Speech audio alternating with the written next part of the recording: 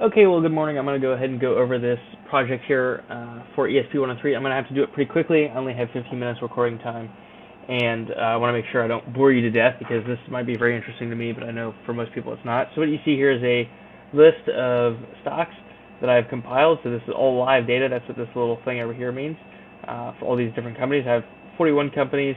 You see the ticker, which is their symbol, open, high of the day, low of the day, the current price, change of the day. In dollars and cents, the percent change, the volume. This is one thing I want to look into. I know this is an important fundamental. I'm not very familiar with it, so I want to get familiar with it. The market cap, and then this column here just tells you the last time it was traded. This is important so that way you know it's updated. Unfortunately, you can't refresh it automatically, so you have to just click refresh. So just make sure that you are getting the latest quotes. The 52-week high, 52-week low, and then this is kind of where the bread and butter of the sheet is. The January 1 price is imported manually, and then the year-to-date change is computed so you can see in the dollars and cents how companies are doing, and then the year-to-date percent change.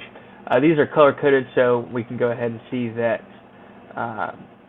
right now, as far as today is concerned, Yeti's having a pretty good day. They're up 3.5%, and Uber is not doing so well. They're down about 0.8%. So you can color-code that. You can do this for all of these, so we can do it by market cap.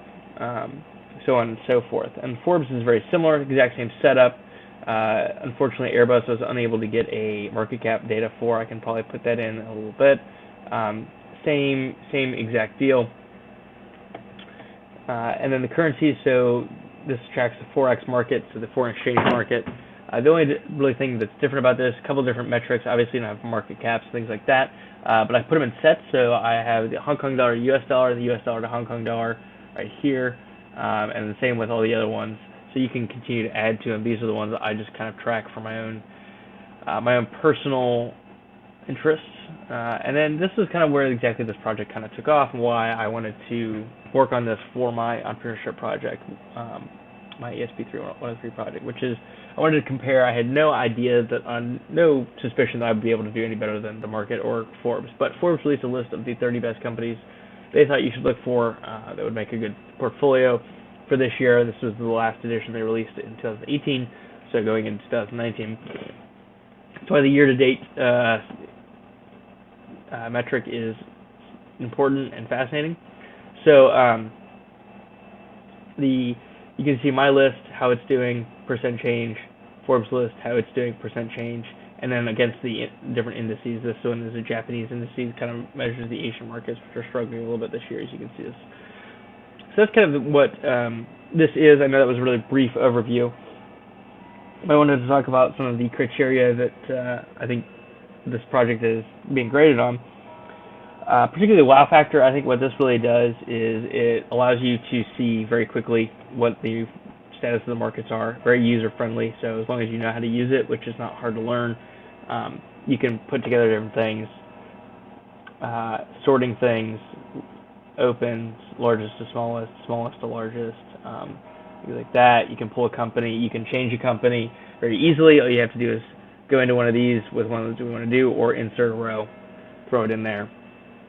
And all of that should auto-populate for you based on these headers. So I think that, to me, that is pretty cool. I think most people that are interested in finance and follow it actively would think that this has the potential to be a useful tool. I'm by no means a professional, so I cannot say. I'm sure someone can do a much better job than I can. However, I think for someone who has no formal education in how to use Excel or in these sorts of things, I think it's a pretty interesting and pretty advanced attempt at something like this. So I really want to talk a little bit about the understanding and application of course concepts we've talked about. So there's an element of risk in this. It might not seem like a very big risk, but the fact that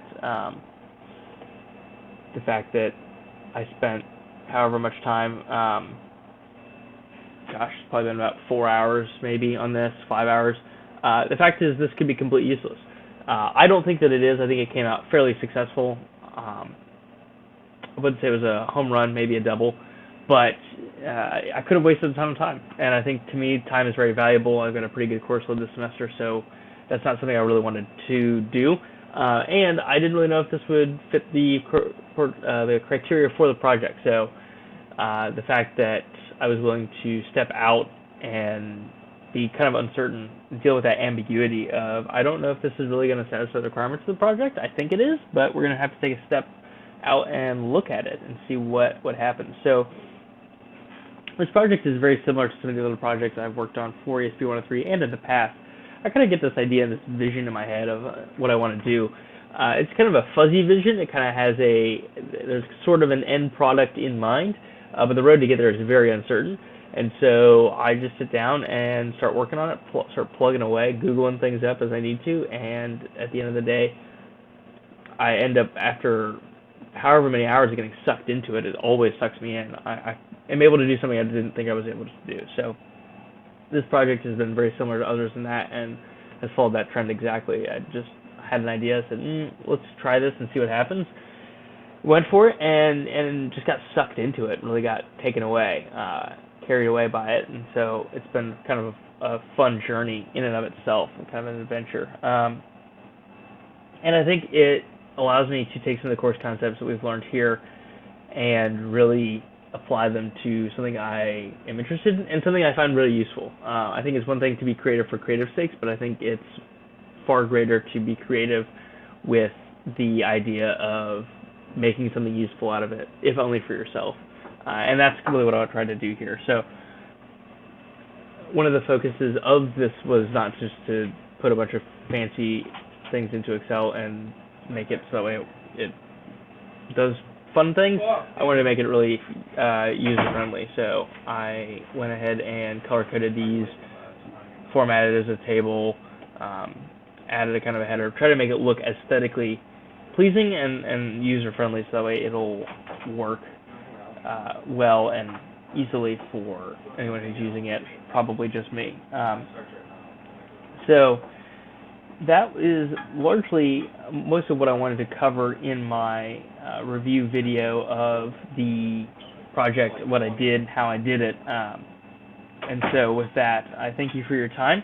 And yeah, hopefully you enjoyed this as much as I did. Thanks.